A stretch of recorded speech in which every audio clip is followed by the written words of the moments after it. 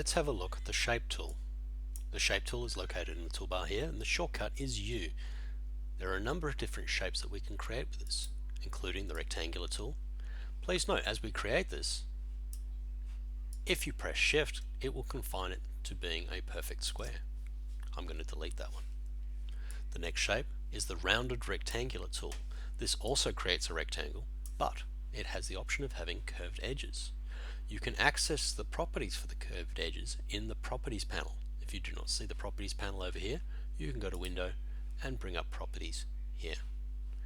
If you do not see all of the properties, as there are some that are hidden at the moment, you can either rip that off and place it onto a different area, or you can shift down your Layers panel and that will expose further options here. And the option that I'm looking at specifically is the corners here. By default, these are all linked, and I can manually slide and adjust the corners, or I could type in a numeric number if I wish. I can unlink this and also adjust the curves on each corner individually,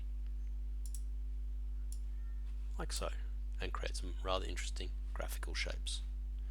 The other shapes that we've got are the Ellipse tool, which creates either an oval, or if I press Shift while I'm creating, a perfect circle. The Polygon tool, which by default has 5 sides and allows us to create a polygon shape.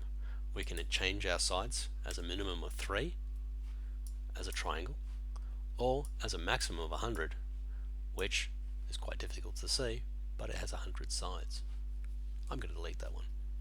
I'm going to go to the cog here, and I'm going to switch this to star, and I'm going to have the sides indented, maybe 37%. I'm going to drop the number of sides down again to say 5, and this is going to allow me to create a star shape. Once again, I can adjust the sides and also how far they're indented by, up to 99%, like so. At any point I can change any of these shapes by selecting on them, selecting either the Shape tool or the Pen tool or one of the Path or Direct Selection tools, and change the fill color